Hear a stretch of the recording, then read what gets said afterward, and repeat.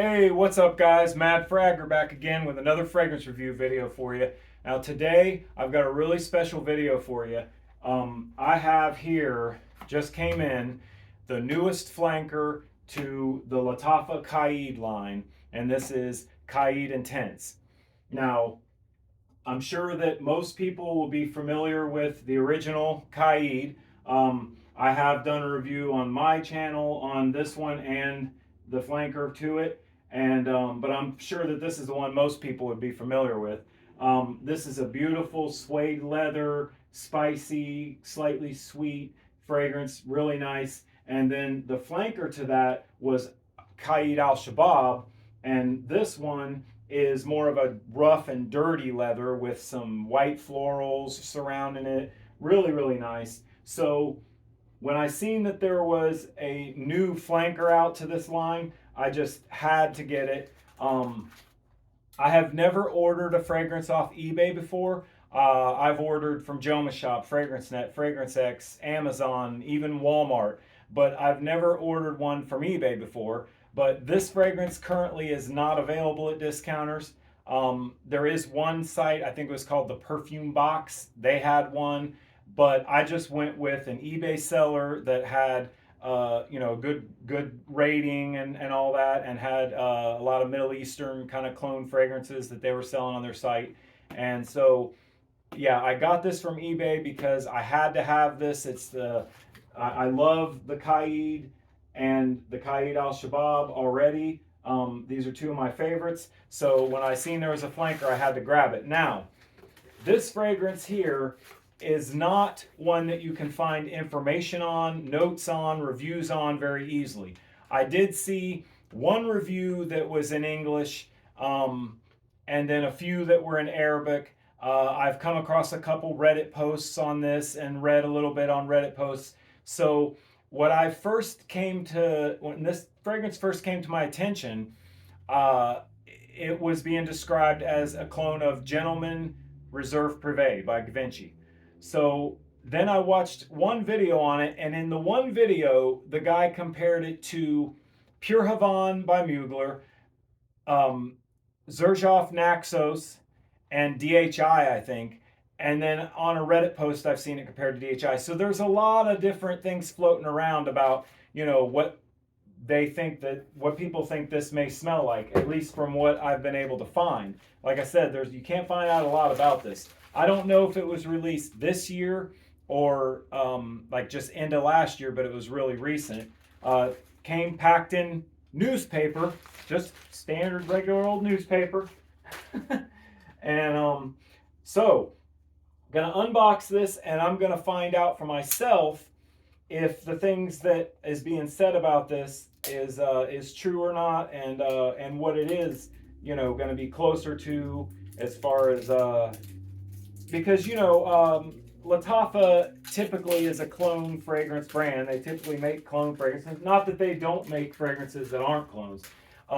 What I really appreciate about Lataffa, and other clone brands as well, is that they're able to take the DNA of a fragrance and manipulate it and just kind of spice it up a little, or give it a little tweak, and release something that's similar but good in its own right. And I have a few clones that do that, and so I'm kind of hoping that that's what we're looking at here. Here's the presentation. Same as the original presentations, bottle wise, and as far as the box slash container goes. But now the old ones, the original one was the black leather, then you had the brown leather. This one's the brown leather again, but you've got this really nice metal plate on the front, and there is some debossing here, like it's got some texture to it. Really, really nice on the presentation.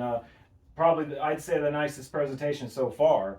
Now, again, this is one that you can't find out a lot about, but I found a couple sets of notes on a couple places. I'm going to just tell you, these are the notes that I was able to find,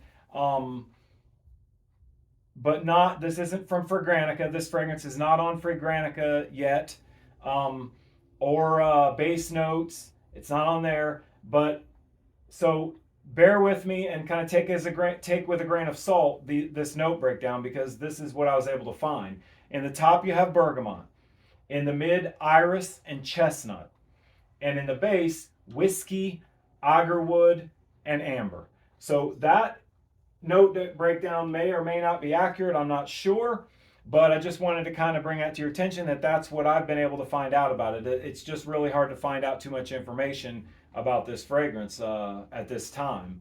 So again, same bottle as the Shabab, the Al Shabab, really. Just you've got this metal plate on the front, and just like the other two, presentation wise, the bottle sits in the base, and then I like to take the base and set it right up on top of the lid, and it makes a nice way to display the fragrance. So all that aside, let's finally, enough of me rambling my mouth, let's get into this fragrance and see what, oh, that cap wasn't on real tight. It does click into place, but it wasn't on real tight there. I think it might have got jarred loose in shipping, but all right, let me get a test strip. Now I'm going to do this on skin as well, but I'm going to start out by putting it on a test strip, and we'll take a look at the atomizer. Let's get her turned around here. Take a look at the atomizer on it. I think I got 2 test strips here, but that's okay. All right, so atomizer, small little puffy bursts, not real great on the atomizer, but I've noticed that with these other the other Qaaeds, the atomizers are not.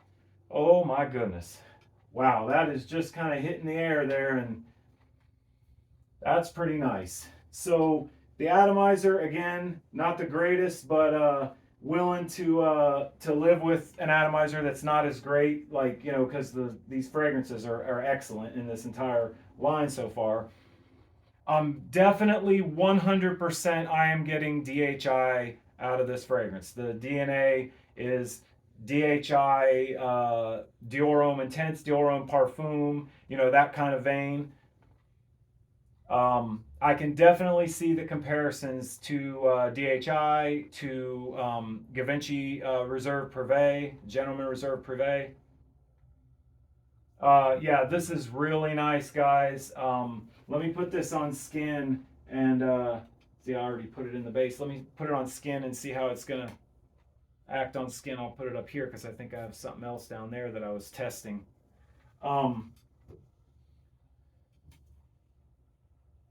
Yeah, this is gonna be a banging. This is gonna be a banger here, guys. This is a really good one. I'm really glad that I made the extra effort, I guess you could say, to kind of go after this, because normally I would just wait for it to be available at discounters, but I did pay $40 for this, so I'm assuming when it hits discounters, you know what I mean? Who knows? Maybe it may be maybe a little less when it hits discounters. It might come in around the $30 mark, but I paid $40 for it, and I mean, just so far, that $40 was well spent, just from what I'm able to pick up so far. This is definitely powdery. I'm getting like a nice, the iris is, I do smell iris in this. There's kind of a powderiness to it. There's definitely a nice leather undertone here, like I'm picking up the leather, and then just a slight bit of woods in the background. Like, yeah, guys, this is great. If I had to just tell you, in my opinion, now, obviously, in my opinion, because there's been a lot of things thrown around so far that I've seen about what this smells like, and I haven't smelled a few of the ones that it's been compared to. So what I can tell you is, to my nose, this is a DHI clone with a twist.